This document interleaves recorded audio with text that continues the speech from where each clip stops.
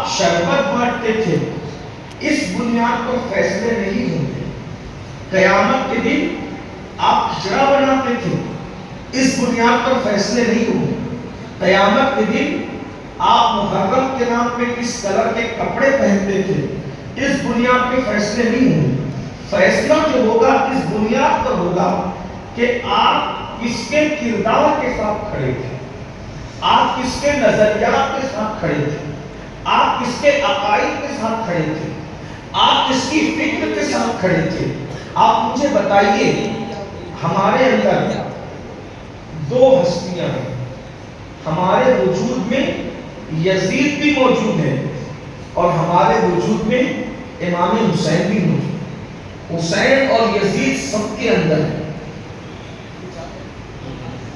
صوفیہ سے پوچھو کہ اس ایک انسان کے اندر دو لوگ ہیں، حسین اور یزید دونوں ہیں، تو حسین کسے کہتے ہیں؟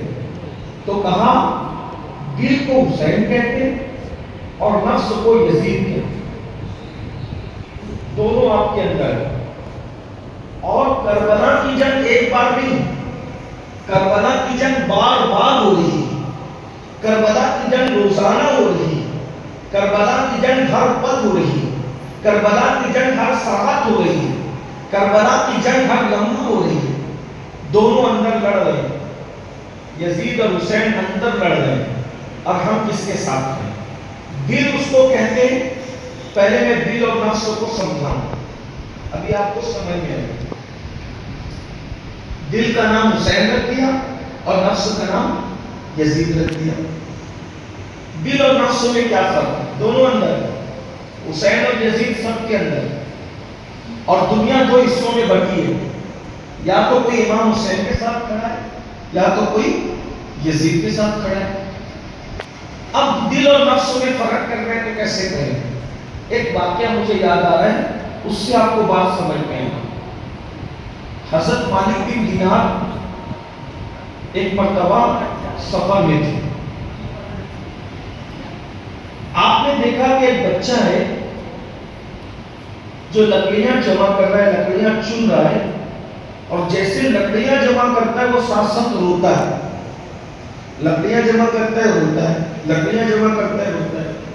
اس خوبصورت سے بچے کو آپ نے دیکھا اور مالک بن دینار نے سوچا کہ چلو اس بچے کو سلام کرو، اس کو سلام کرتے ہیں۔ تو جیسے خیال آیا سلام کرتے ہیں تو دوسرا خیال کیا آیا، ارے یہ بچہ ہے، اتنے چھوٹے بچے کو اس جنگل میں کیا سلام کریں؟ تو آپ چلے گئے، سلام کیے بغیر چلے گئے۔ جیسے سلام کیے بغیر گئے، فوراً خیال آیا، اے مالک معاذ اللہ، کیا تو رسول اللہ سے بڑا ہے؟ جب نبی چھوٹے چھوٹے بچوں کو سلام کرتے تھے تو سلام نہیں کرتا؟ رسول اللہ چھوٹے چھوٹے بچوں کو سلام کرے تو سلام نہیں کرتا؟ تو مالک بن دینار آگے بڑھ گئے تھے، پیچھے پلٹ کر آئے اور اس بچے کو کہا السلام علیکم۔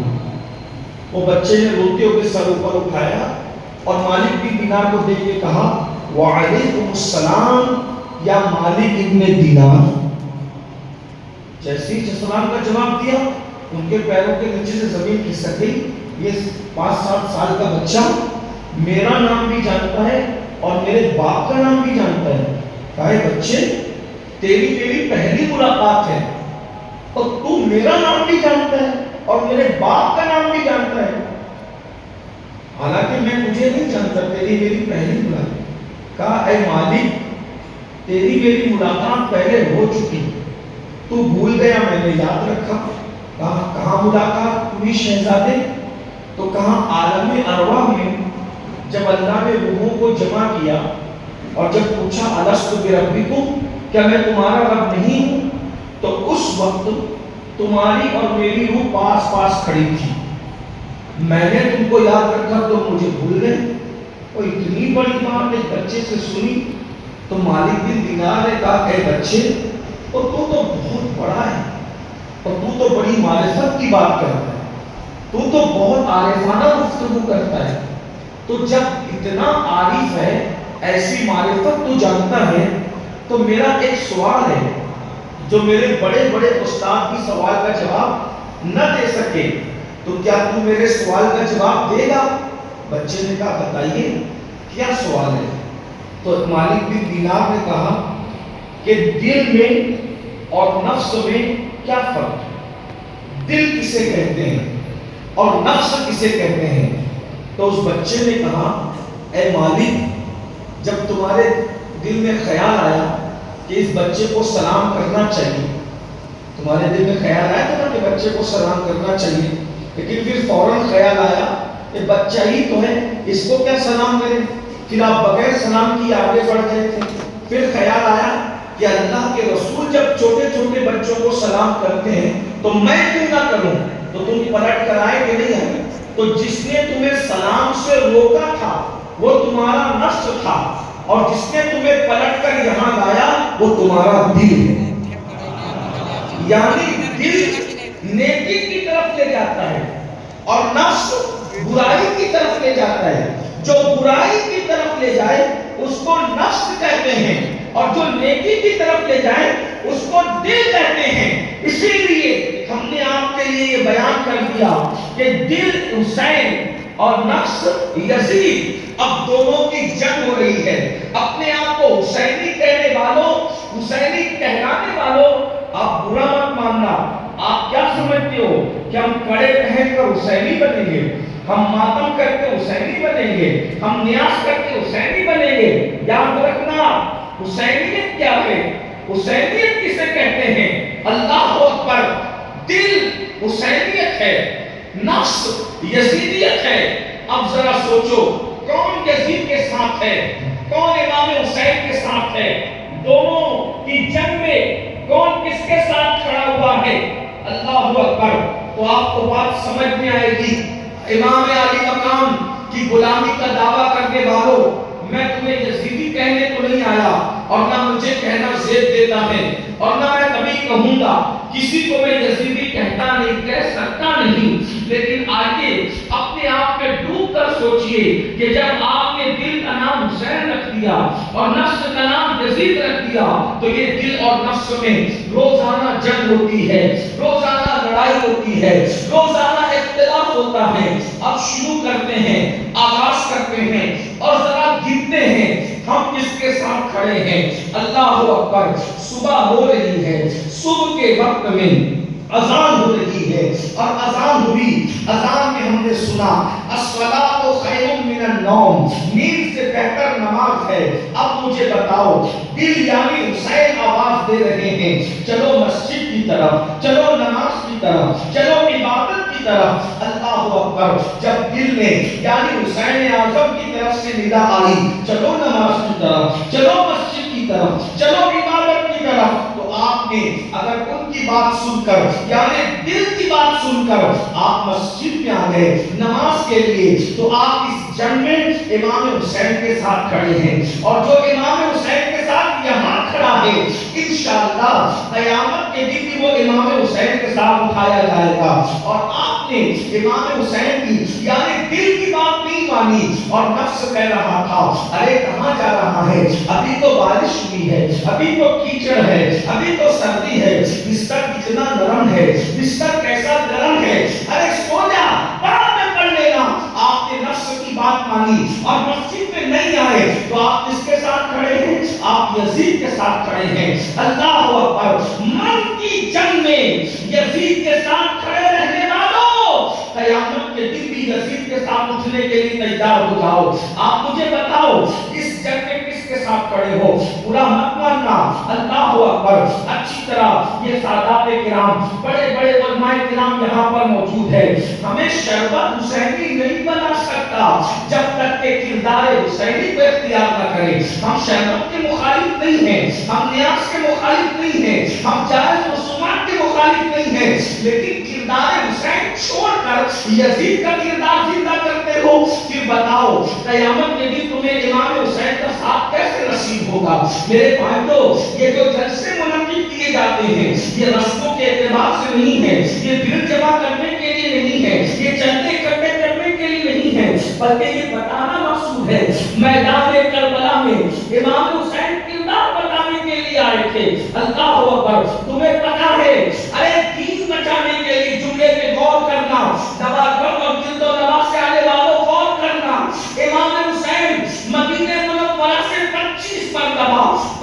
چل کے حج کے لیے گئے، پیدل چل کے حج کے لیے گئے، لیکن جب امام حسین اللہ اکبر مکے سے نکلے کربلا کے لیے، اس وقت تو کون سی تاریخ تھی؟ اس وقت تو کون سی تاریخ تھی؟ اللہ اکبر، ذی الحجہ کی 2 تاریخ تھی، یعنی حج شروع ہونے میں ابھی چند دن باقی تھے۔ جو پیدل 25 بار حج کو گیا وہ مکے میں موجود ہے۔ حسین حج نہیں کر رہے ہیں، حج چھوڑ کر کے دین بچانے کے لیے میدان کربلا میں جا رہے ہیں، نماز بچانے کے لیے میدان کربلا میں جا رہے ہیں، شریعت بچانے کے لیے میدان کربلا میں جا رہے ہیں۔ امام حسین دین بچانے کے لیے مکہ چھوڑ سکتے ہیں، اور ہم دین بچانے کے لیے اپنی نیند نہیں چھوڑ سکتے۔ کون سے حسینی ہیں ہم؟ اپنے آپ پہ ڈوب کر سوچو کہ حسینیت ہمارے اندر کہاں ہے، تلاش کرو۔ کوئی لڑکی خوبصورت نظر آئی، دل یعنی حسین کہہ رہا ہے نظریں نیچی کر، کیونکہ قرآن کہتا ہے قل للمؤمنین یغضوا من ابصارہم، کہ مومنوں سے کہہ دو کہ وہ اپنی نظروں کو نیچی کرے۔ اور دل جب روک رہا تھا تو نفس جو یزید ہے کہہ رہا تھا اس کو تک، اس لیے کہ تیرے دل کو سکون ملے گا۔ تم نے اس کو پاک کی نظر سے دیکھا، کس کے ساتھ کھڑے؟ یزید کے ساتھ یا امام حسین کے ساتھ؟ امام حسین نے تو اپنی پوری زندگی کبھی کسی نامحرم عورت پر نظر نہیں ڈالی۔ یزید تو اتنا پاپی تھا کہ اس نے اپنی سوتیلی ماں کو بھی پاک کی نظر سے دیکھا۔ وہ اتنا گندا اور پاپی تھا، شیخ عبداللہ محدث دہلوی لکھتے ہیں کہ اس نے اماں عائشہ صدیقہ کو بھی گندی گالیاں دی، ایسی گالی دی کہ وہ گالی میں ذکر نہیں کر سکتا۔ اس نے جو گالی دی ہے رونگٹے کھڑے ہو جاتے ہیں جب اس کو پڑھتے ہیں۔ آپ پڑھیں شیخ کی کتاب تو آپ کو پتہ چلے گا کہ اس نے کتنی گندی گالی دی ام المومنین، خود کی سوتیلی ماں کو پاک کی نظر سے دیکھا۔ آج عورتوں کو پاک کی نظر سے نہیں دیکھا جا رہا ہے، وائی فائی کا استعمال اور انٹرنیٹ کا استعمال اس لیے کر رہے ہیں۔ یہی حسینیت۔ اور امام حسین کے دل پہ کیا گزرتی ہوگی جب ہمارا کوئی جوان کسی عورت پر پاک کی نظر ڈالتا ہوگا، تو امام حسین کے دل پہ کیا گزرتی ہوگی، جس نے اپنا پورا گھر لٹایا۔ بھائیوں، ہم نیند قربان نہیں کر سکتے، معمولی بات ہے 18 سال کا کڑیا جوان بیٹا قربان کرنا۔ ان قربانیوں کو سننے سے زیادہ محسوس کرنے کی ضرورت ہے۔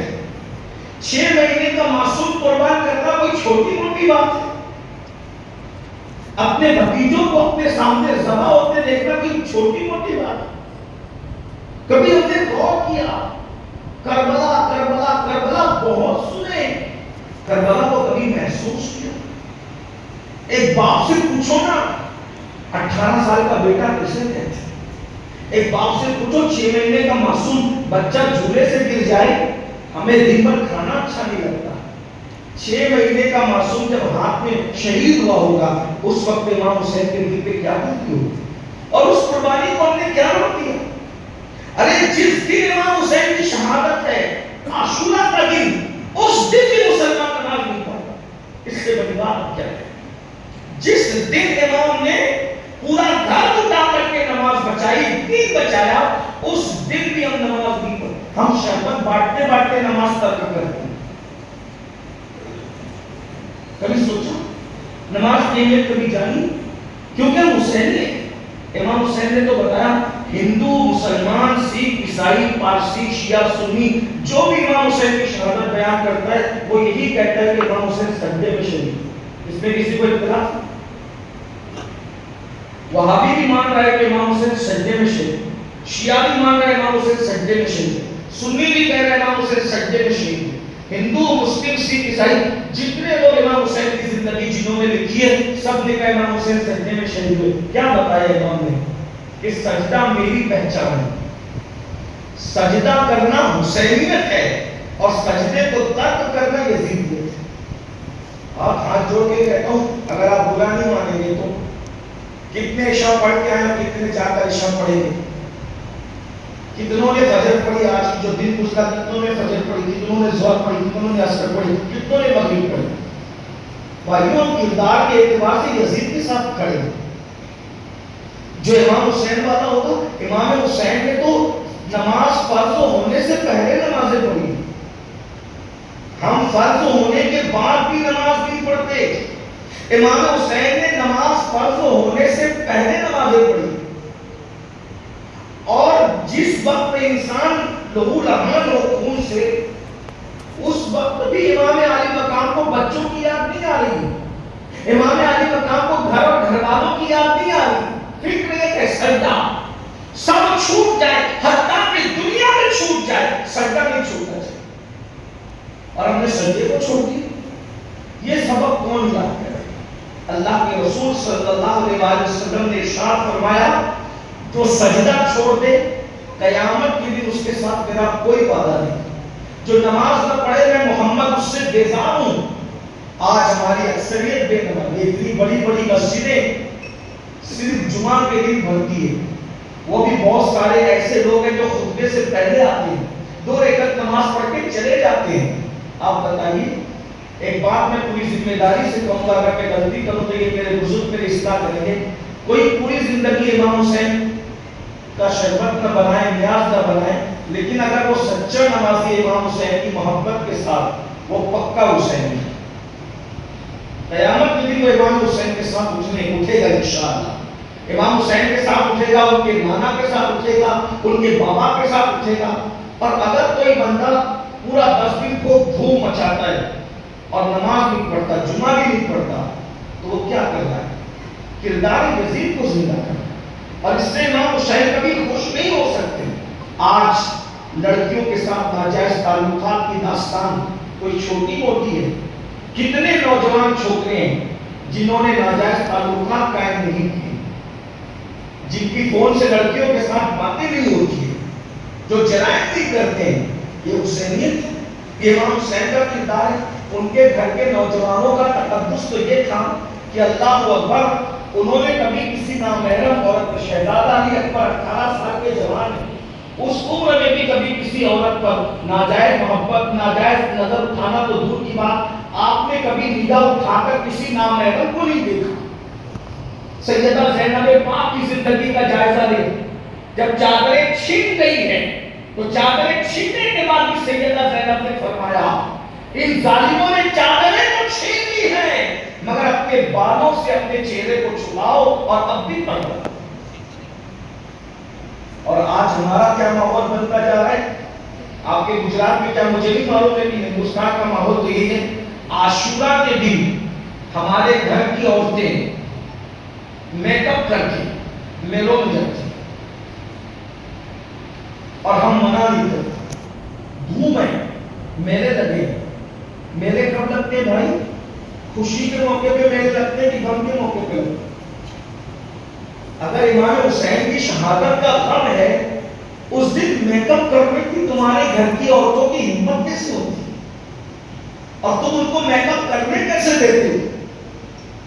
وہ دن کون سا دن ہے؟ کبھی سوچا، کبھی غور کیا وہ دن کیسا دن ہے جس دن شہیدوں کے جسم پر گھوڑے دوڑائے گئے؟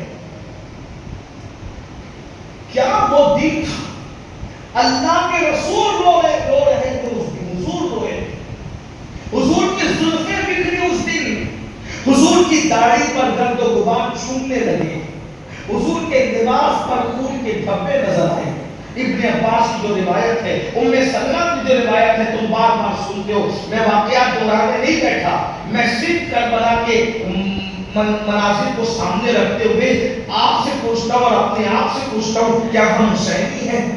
سوچو تو صحیح، کیا کبھی اللہ نہ کرے، اللہ تم میں سے کسی کو وہ دن نہ دکھائے، 18 سال کا کسی کا بیٹا ایکسیڈنٹ میں مر جائے گا تو کیا اس کی ماں ایسے ہی میک اپ کر کے نکلے گی جس دن علی اکبر کی شہادت کے دن تمہارے گھر کی عورتیں میک اپ کر کے نکلتی ہیں؟ اگر 6 مہینے کا معصوم کسی کا مر جائے گا اور اللہ اکبر وہ جو ہے وہ کسی حادثے کا شکار ہو جائے گا تو کیا اس کی ماں ایسے ہی ڈھول باجوں میں جائے گی جیسے ہمارے گھر کی عورتیں جاتی ہے شہادت علی اصغر کے دن؟ کون روکتا ہے؟ اور جو علماء روکتے ہیں تم ان کو یزیدی کہتے ہو،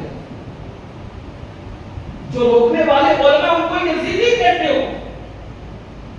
بلکہ میں تو ایسے لوگوں سے کہتا ہوں چلے ٹھیک ہے، حق بولنے والے اور میں کوئی یزیدی کہنے والوں، کبھی سوچا اگر اتنے ہی ڈھول بجانے کا، میلے لگانے کا اور ناچنے کودنے کا شوق ہے تو تمہارے گھر میں کبھی 18 سال کا بیٹا مرے گا تب ذرا ڈھول بجانا، اپنی عورتوں کو میک اپ کروانا اور کسی میلے میں بھیجنا، تب سمجھیں گے کہ پھر محبت کسے کہتے ہیں۔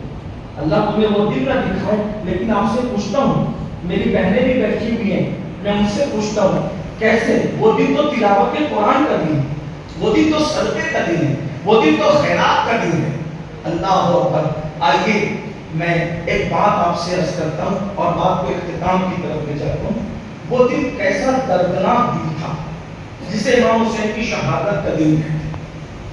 3 دن سے پیاسے پورا گھرانا، 3 دنوں میں 7 محرم کو پانی بند ہوتا ہے، 10 محرم کو شہادت ہوتی ہے، پانی بند ہے، اور پانی بند ہونے کی وجہ سے بچہ بچہ بھوکا اور پیاسا ہے، بچہ بچہ بھوکا۔ وضو کے لیے پانی کہاں سے آتا جب پینے کے لیے پانی نہیں تھا؟ تیمم کر کے نمازیں پڑھتے ہیں، تیمم کر کے نمازیں پڑھتے ہیں۔ اور کربلا میں صبح کے وقت جنگ شروع ہوتی، صبح کے وقت جنگ شروع ہوتی، اور ایک ایک کرتے کرتے سارے عوام و انصار شہید ہو جاتے ہیں۔ تقریباً 72 عوام و انصار تھے اور 14 یا 19 اہل بیت کے افراد تھے جو شہید ہوئے کربلا میں۔ 72 عوام و انصار تھے، یعنی باہر کے لوگ تھے جو مدد کے لیے امام کے ساتھ تھے، انصار مددگار کو کہتے ہیں، اور 14 یا 19 افراد گھر کے تھے۔ حضرت عباس تھے، یعنی مولائے کائنات کے 4 بیٹے تھے کربلا میں، امام حسن کے 4 بیٹے تھے کربلا میں، امام حسین کے 3 بیٹے تھے کربلا میں، سیدہ زینب کے 2 بیٹے تھے کربلا میں، اس طریقے سے امام مسلم کے بیٹے تھے کربلا میں۔ ایسے کل ملا کر کے 14 یا 19 کی تعداد پہنچتی ہے، اور اس میں جب تک کہ عوام و انصار موجود رہے کسی بھی اہل بیت کے فرد کو انہوں نے کربلا کی جنگ میں جانے نہیں دیا۔ بار بار کہتے تھے مولا جب تک ہم موجود ہیں آپ کو نہیں جانے دیں، جب تک ہم موجود ہیں آپ کو نہیں جانے دیں گے، آپ نے کسی فرد کو نہیں جانے دیں گے۔ جب وہ سب شہید ہو گئے اس کربلا کی جنگ میں، ایک رات کا دولہا بھی شہید تھا۔ یہ آپ کو پتا ہونا چاہیے۔ وہ واقعہ یوں ہے کہ کربلا میں جنگ ہو رہی تھی، قریب کا ایک بستی تھی قریب میں، وہاں کسی نے بتایا کہ امام کربلا میں اپنے چند عوام و انصار کے ساتھ لڑ رہے تھے۔ ایک بوڑھی عورت کو خبر ہوئی تو اپنے گھر میں گئی اور اپنے بیٹے کو جا کے کہا میرے بیٹے میں نے تجھے دودھ پلایا، میں نے تجھے دودھ پلایا ہے، اس دودھ کا بدل اگر دینا چاہتا ہے تو سیدہ کی بارگاہ میں مجھے سرخرو کر دے، نبی کی شہزادی کی بارگاہ میں مجھے سرخرو کر دے، اور نبی کے بیٹے پر اپنی جان قربان کر دے۔ ماں نے تربیت کی تھی، کل شادی ہوئی اور آج کی صبح ماں کہہ رہی، بیٹے نے اپنی بیوی سے کہا کہ اماں کہتی وہاں جانے کے لیے میں تو وہاں جا رہا ہوں، اگر تم کہو تو تم کو طلاق دے دوں تاکہ تم عدت گزار کے کہیں نکاح کر لو، اور اگر تم طلاق لینا نہیں چاہتی تو میں تو تمہاری سنوں گا نہیں، چونکہ ماں نے کہہ دیا نبی کے بیٹے پہ قربان ہونا، تو نبی کے بیٹے پہ قربان ہونا میرا مذہب بھی ہے، میرا مسلک بھی ہے، میں تو جا رہا ہوں، تم کیا کہتی ہو؟ وہ بیٹی بھی کوئی معمولی نہیں تھی، وہ بھی اہل بیت کی اشاعت میں سے تھی۔ اس نے کہا جب نبی کے شہزادے پہ تم قربان ہونے جا رہے ہو تو میں بھی چلنے کے لیے تیار ہوں۔ ماں نے اپنی بہو اور بیٹے کو ایک دن کی بہو، ایک دن کا دولہا، یہ 3 رکنی قافلہ آیا اور آ کر کے امام سے وہ کہتی امام سب شہید ہو گئے نا آپ کے عوام انصار، یہ میرا بیٹا ہے، اس کو بھی چلنے دے میدان میں۔ آپ نے فرمایا پہلی رات کا دولہا ہے، ابھی اس نے زندگی کی بہاریں نہیں دیکھی اور آپ اسے قربان کر رہی۔ کہا کہ آپ کی ماں کے قدموں میں مجھے سرخرو کر دیں، قیامت کو میں آپ کی امی کو کیا منہ دکھاؤں گی، سیدہ کہے گی میرا بیٹا شہید ہو رہا تھا، تیرا بیٹا کیسے رہ گیا؟ تو میں کیا جواب دوں گی؟ امام آپ کی کا خاندان وہ خاندان ہے کہ جس کی بارگاہ میں آنے والا کبھی محروم نہیں جاتا۔ میرے امام میری اس قربانی کو قبول کر لیں، میں سرخرو ہو جاؤں گی۔ تو امام نے فرمایا ٹھیک ہے، اور پہلی رات کا وہ دولہا امام سے اجازت لے کے میدان میں جاتا ہے، اور جانے کے بعد جیسے وہ میدان جنگ میں شریک ہوتا ہے، اس کی دلہن کی پہلی رات کی دلہن ایک وہ اٹھاتی ہے کھوٹی، خیمے کی کھوٹی، اور وہ بھی پیچھے کو جاتی ہے۔ امام فرماتے ہیں بی بی واپس آؤ، عورتوں پر جہاد فرض نہیں ہے، تمہارے شوہر کو جانے دو۔ اور پھر کچھ دیر کے بعد وہ نوجوان شہید ہوتا ہے، امام اس کو اٹھا کر کے لاتے ہیں۔ جب پہلی رات کی دلہن نے اپنے شوہر کو شہید ہوتا ہوا دیکھا تو اس نے بھی چیخ ماری اور وہ بھی اسی کے ساتھ دم توڑ گئی۔ یہ کربلا ہے جس دن آپ کی ہمارے گھر کی عورتیں میک اپ کر کے میلوں میں جاتی۔ یہ کربلا ہے، کتنی عورتوں کا سہاگ جڑا ہے جسے یوم عاشور کہتے ہیں، جسے کربلا کہتے ہیں۔ کتنے بچے یتیم ہوئے ہیں جسے کربلا کہتے ہیں، جسے یوم عاشور کہتے ہیں۔ اور پھر کربلا کی جنگ میں وہ شہزادہ امام حسن، کربلا کی جنگ میں وہ شہزادہ امام حسن کا جسے سیدنا قاسم ابن حسن کہتے ہیں، جنہیں ہم اپنی زبان میں امام قاسم کہتے ہیں۔ امام قاسم اپنے چچا امام حسین کے پاس آتے ہیں اور آ کر کہتے ہیں چچا میں نے آپ سے جو مانگا آپ نے مجھے دیا۔ چچا آج آپ کا بیٹا، آپ کا بچہ آپ سے شہادت کی بھیک مانگنے آیا، شہادت کی خیرات۔ 19 سال کا جوان امام حسن کے شہزادے، امام حسن کے جو بیٹے کربلا میں تھے ان میں سے امام قاسم بھی تھے۔ امام حسین نے اپنے جوان بھتیجے کو دیکھا کیونکہ بھائیوں میں آپس میں بڑی محبت تھی۔ امام نے اپنے جوان بھتیجے کو دیکھا اور دیکھ کر کے کہا نہیں نہیں، تم نہیں جانا، تم نے کربلا میں نہیں جانا، میدان میں تم لڑنے نہیں جاؤ گے۔ امام قاسم خوش ہونے کی بجائے، کیونکہ کسی کی جان بچ گئی اس سے بڑی خوشی کیا ہے، لیکن خوش ہونے کی بجائے سیدہ زینب اپنی پھپھی کے پاس آتے ہیں اور پھپھی کو لپٹ کے کہتے ہیں پھپھی اماں آج آپ کا قاسم یتیم ہو گیا۔ جملے پہ غور کریں، دھیان دیں، کاش کہ میری قوم کربلا سمجھ لیتی۔ حضرت قاسم نے کیا کہا پھپھی سے لپٹ کر، پھپھی اماں آج آپ کا بھتیجا قاسم یتیم ہو گیا۔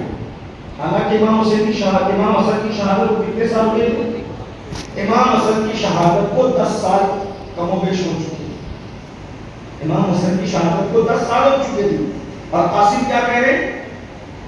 آج آپ کا بھتیجا یتیم ہو گیا۔ پھپھی نے کلیجے سے بھتیجے کو لگا کے کہا میرے بیٹے اللہ تجھے بری نظر سے بچائے، تو یہ کیا کہتا ہے؟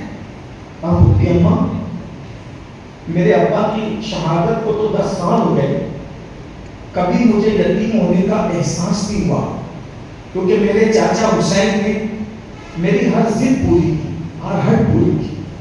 زبان سے جملے نکلتے تھے اور جملے نکلنے سے پہلے پورے ہو جاتے تھے۔ آپ چچا نے نہیں کہتی، منع کرتی، آج ایک چیز مانگی تو منع کر، ہمیشہ جو مانگا وہ دیا اور آج منع کرتی ہو۔ کیا میرے باپ آج ہوتے تو وہ مجھے منع کرتے تو میں آج یتیم ہوں؟ آج مجھے احساس ہوا میں یتیم ہوں، میرا باپ چلا گیا دنیا سے، میرا باپ ہوتا میں کبھی نہ نہیں سنتا۔ پھپھی نے کہا کیا مانگا تھا؟ تو قاسم کہتے ہیں شہادت ہی تو مانگی تھی، اور کیا مانگا؟ کچھ نہیں مانگا، یہ شہادت مانگی تھی۔ چچا نے منع کر دیا، شہادت کی اجازت نہیں دیں گے اجازت۔ پھپھی نے کہا اچھا، انہوں نے منع کر دیا، بس یہ کہہ کر دونوں رونے لگے۔ روتے ہوئے امام قاسم کا ہاتھ اپنے بازو پہ پڑا، بازو پہ ہاتھ پڑا تو جیسی بازو پہ ہاتھ پڑا تو امام قاسم کو کچھ یاد آیا۔ یاد کیا آیا؟ کہ جب میرے ابا شہید ہو رہے تھے، دنیا سے جا رہے تھے، تو الٹی کرتے تھے تو اس میں آتے کٹ کٹ کے گرتی تھی۔ امام حسن کی شہادت اور دردناک شہادت۔ امام حسن کی شہادت بھی کوئی معمولی نہیں۔ امام حسن کو جب زہر دیا گیا 7 مرتبہ کموبیش، ایک بار کھجور میں، ایک بار شہد میں، الگ الگ زہر دیا گیا۔ جب کوئی زہر ان پر اثر نہیں کیا تو ہیرا پیس کر امام حسن جس مشکیزے سے پانی پیتے تھے اس مشکیزے میں ایک ڈال دیا گیا۔ جب امام نے پانی کو گلاس میں لے کر کے پیا تو وہ جو ہیرا پیسا ہوا تھا وہ آپ کے جسم میں چلا گیا، اور جب جسم میں گیا تو ہیرا جو کانچ کو بھی کاٹ دیتا ہے، آپ جو بچے پڑھے لکھے ہیں، جنہوں نے سائنس پڑھا وہ جانتے ہیں ہیرے میں یہ طاقت ہے کہ ہیرا کانچ کو کاٹنے کے لیے ہیرا ایک کڑی، بہت باریک سی کڑی استعمال کرتے کانچ کو کاٹ دیتا ہے۔ جو کانچ کو کاٹتا ہو، جب وہ پیسا ہوا ہیرا امام حسن کے جسم میں گیا ہوگا تو اس کے اندر سے جسم کو کتنا کاٹا ہوگا، کتنا کاٹا، صرف اس سے اندازہ لگاؤ کہ 40 دن تک امام حسن کو الٹی میں آتے کٹ کٹ کے گرتی تھی، اور جب بیت الخلا کرتے تھے تو اس میں بھی آتے کٹ کٹ تھی۔ 40 دن نبی کے شہزادے نے آنتوں کی الٹیاں کی، خون کی الٹیاں کی۔ میں اپنے جوانوں سے کہتا ہوں کہ اگر دودھ پینے کے بعد الٹی ہوتی ہے تو بھی کلیجہ منہ کو آتا ہے، الٹی میں اگر دودھ نکلے نا تو بھی کلیجہ منہ کو آتا ہے۔ جس کی آنتیں کٹ کٹ کے نکل رہی اس کا کیا حال ہو؟ اور جب آنتیں کٹ کٹ کے نکل رہی تھی تو امام حسن نے اپنے بیٹے امام قاسم کو اپنے پاس بلایا، کہا قاسم میرے بیٹے، میں نے تیرے لیے تعویذ دکھایا، میں نے تیرے لیے تعویذ دکھایا، اور یہ تعویذ جس دن تیری زندگی میں سب سے مصیبت کا دن ہوگا اس دن اس تعویذ کو کھول کے پڑھ لے۔ لیکن جس دن سے امام حسن کی شہادت ہوئی تھی اس دن سے لے کربلا تک امام حسین نے اپنے بھائی کے بچوں کو کبھی یتیمی کا احساس نہیں ہونے دیا، اپنے بچوں کو پیچھے کیا، بھائی کے بچوں کو ہر خوشی، تو کبھی وہ تعویذ کھولنے کی ضرورت ہی نہیں پڑی۔ جس دن امام حسین نے اپنے بھتیجے امام قاسم سے کہا کہ تم کربلا میں شہید ہونے نہیں جاؤ گے، اس دن امام قاسم کو لگا آج سے بڑی کوئی مصیبت کا دن نہیں۔ چچا بدل گیا، چچا بدل گیا، چچا کہنے نہیں جانا، چچا ہر جگہ ہاں کہنے والا چچا آج اس کی بولی بدل گئی، نہ کہنے چچا۔ حالانکہ نہ کس وجہ سے تھی، یہ بھی محبت تھی، محبت تھی۔ میرے بھائی کی نشانی ہے، حسن کی نشانی ہے میرا قاسم، بہت خوبصورت کے امام قاسم، وہ گھرانے خوبصورت۔ 14ویں صدی کے بعد آج بھی اللہ نے اس گھرانے کو حسن دیا ہے، اس وقت وہ کتنے خوبصورت لوگ ہیں۔ تو امام قاسم نے کہا آج سے بڑی مصیبت کا دن نہیں ہے پھپھی اماں، میرے ابا نے مجھے شہادت کے وقت ایک تعویذ دیا تھا، یہ کہہ کے بیٹا ایک دن تیری زندگی میں بہت مصیبت کا آئے گا، اس مصیبت کے دن تو یہ کھول کے پڑھنا۔ امام نے وہ تعویذ نکالا اور جیسے ہی کھولا تو اس میں لکھا تھا میرے بیٹے، میرے دل کے چین، میرے نور نظر، میری آنکھوں کی ٹھنڈک، میں جانتا ہوں آج تو کربلا میں ہوگا۔ امام حسن کی فکر ہے، آج تو کربلا میں ہوگا، اور میں تجھے نصیحت کرتا ہوں اور وصیت کرتا ہوں، اگر قیامت میں میری ماں فاطمہ کی بارگاہ میں مجھے سرخرو کرنا ہے تو میرا حکم ہے جا اپنے چچا پہ اپنی جان قربان کر دے۔ امام قاسم نے وہ پڑھا، پڑھنے کے بعد آنکھوں میں آنسو منڈا پڑے، ارے اب مجھے کون روک سکتا ہے میدان میں جانے سے۔ امام نے وہ تعویذ دیا، پھپھی اماں دیکھو چچا منع کرتے ہیں لیکن ابا تو مجھے شہادت کی سند دے گئے، مجھے شہادت کی سند دے گئے تھے، پھپھی اماں اب چلو اور چچا سے کہو کہ باپ کے حکم کو اب میں عمل نہ کروں۔ جیسے لے گئے تو امام علی مقام نے بہن کو اور بھتیجے کو آتے دیکھا، کیا بات ہے سیدہ نے کہا سیدہ زینب بھیا اسے جانے دو. امام نے اپنی بہن کو سینے سے لگا کے کہا حسن کی نشانی سب تو لٹ گیا, اس کو بھی جانے دو. کس منہ سے اس کو جانے دو؟ یہ میرے بھائی کی نشانی ہے. تو امام قاسم نے کہا چچا جان آپ روکتے ہیں لیکن میرے ابا کی تحریر دیکھو میرے بابا نے کیا کہا. جیسی تحریر پڑھی تحریر کو سر پہ رکھ کر کے رو پڑے حسن تجھ پر قربان, تو نے اپنے بھائی کا اتنا خیال کیا. اور اس کے بعد پھر امام قاسم سے کہا جاؤ قاسم جاؤ, اب میں تمہیں نہیں روکتا. بس میں اپنی گفتگو کو سمیٹتے ہوئے اتنا کہوں جوانوں, کاش کہ تم ان شہزادوں کی قربانیوں کو محسوس کرو. مسجد ویران کرنے والوں, نمازوں سے اپنے رشتے کو توڑ دینے والوں, شریعت کو پیٹ کے پیچھے ڈال دینے والوں, ماہ محرم میں حرام اور غلط رسومات بدعات اور خرافات کرنے والوں, کبھی غور کیا 18-19 سال کا وہ جوان بھتیجے کو چچا سجا کر اثر پہ امامہ باندھ کر ہاتھ پہ تلوار دے کر کے جب کہتا ہے کہ جاؤ, تو گھوڑے پہ بیٹھنے سے پہلے امام قاسم اپنی ماں کے پاس آتے ہیں اور کہتے ہیں ماں آخری سلام لو. میں اپنی بہنوں سے پوچھتا ہوں اس ماں کے دل میں کیا گزری ہوگی جس کا بیٹا اللہ کے دین کے لیے جا رہا ہے اور کبھی واپس نہیں آنے والا. ہمارے بچے پڑھنے جاتے ہیں, سفر میں جاتے ہیں, کلیجہ کٹتا ہے کب چھٹیوں کی میرا بچہ واپس ہے, کب چھٹیوں میں میرا بچہ واپس ہے. بچوں کو رخصت کرتے وقت ادھر ادھر منہ کر کے روتے ہیں. میرے 2 بچے دیوبندی میں پڑھتے ہیں, جب وہ جاتے ہیں تو مجھے رونا, لیکن بچوں کو پتہ نہ چلے تو میں سوچتا ہوں ادھر ادھر رک کر کے کہ یہ کب واپس ہے. کیونکہ ہم تو باپ ہے نا, اولاد والے, آپ بھی اولاد والے کبھی محسوس کرو. میں یہ سوچتا رہتا ہوں کہ جن بچوں نے چھٹیوں میں واپس آنا ہے ان بچوں کے جانے میں دل کرتا ہے, تو جس بیٹے نے کبھی واپس ہی نہیں آنا اور وہ جوان 19 سال کا بیٹا ماں سے کہہ رہے ماں آخری سلام لو میں جا رہا ہوں. ماں روکتی نہیں ہے, ماں پیشانی کو چھو کر کہتی بیٹا جا مقابلہ کر, دین کی حفاظت کر.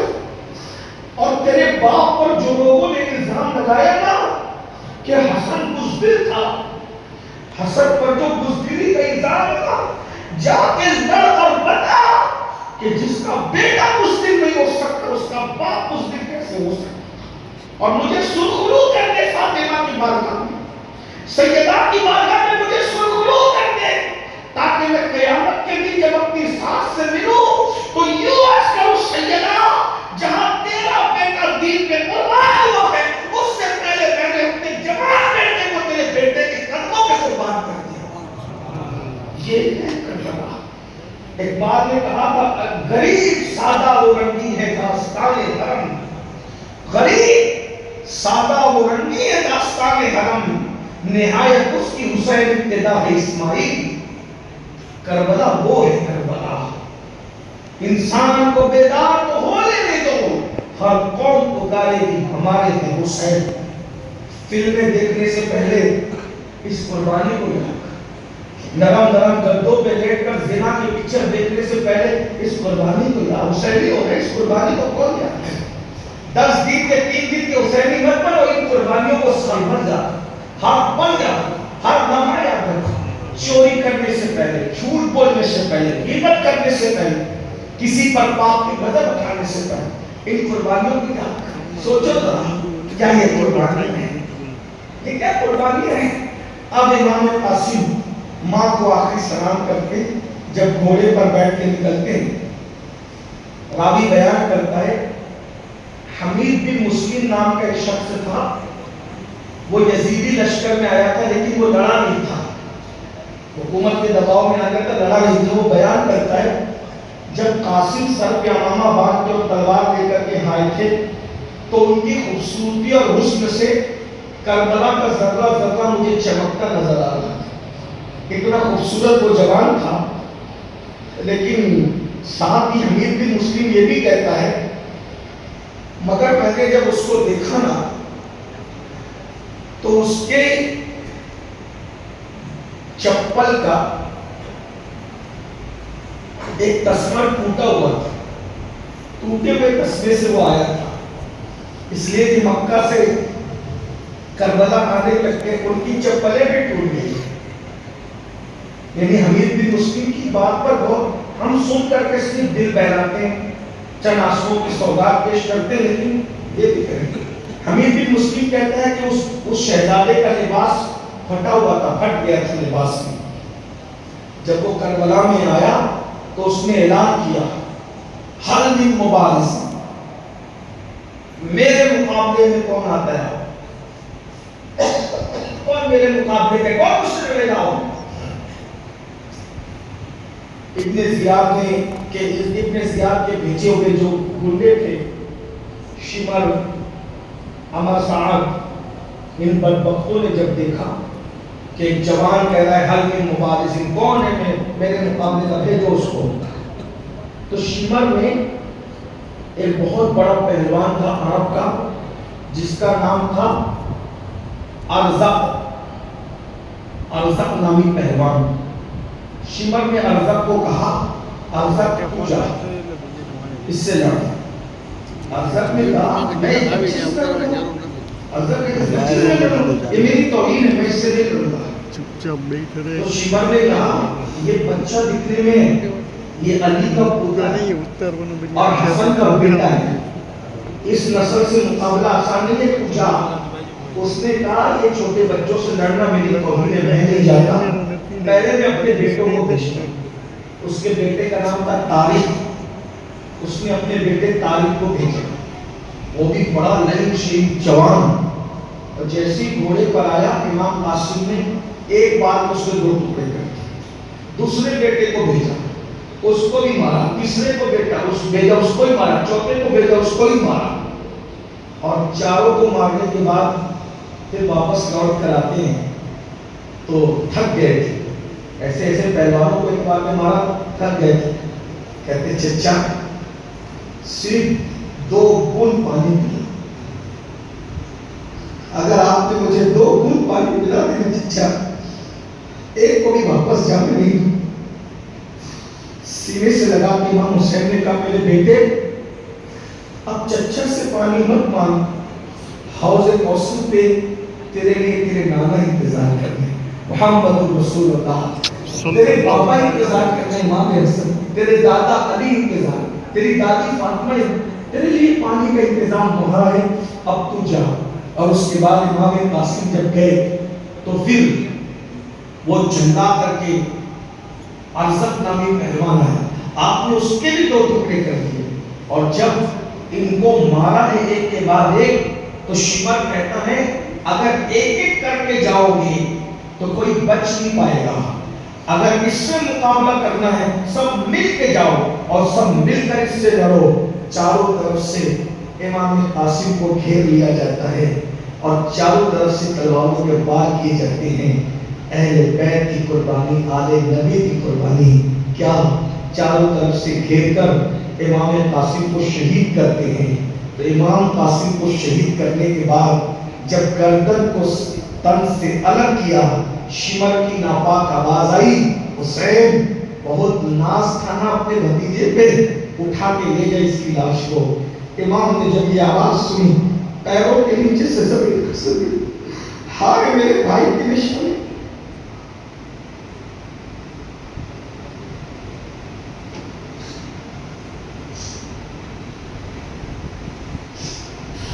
ہائے میرے بھائی کی نشانی۔ اور خیمے سے جب میدان جنگ تک گئے، اتنی دیر میں گھوڑوں کی ٹاپوں سے قاسم کے لاشے کو اتنا کچلا کہ راوی بیان کرتا ہے کہ جب امام حسین اپنے بھتیجے کو اٹھا کے لا رہے تھے تو قاسم کا سینہ امام حسین کے سینے سے لگا ہوا تھا اور ان کے پیر زمین پہ رگڑ رہے تھے۔ جب لے گئے، وہ لے جانے کے بعد امام قاسم کی ماں جب بھیج رہی تھی تو حیدر کرار کی بہو تھی، لیکن جب بیٹے کا لاش دیکھا صرف ماں تھی.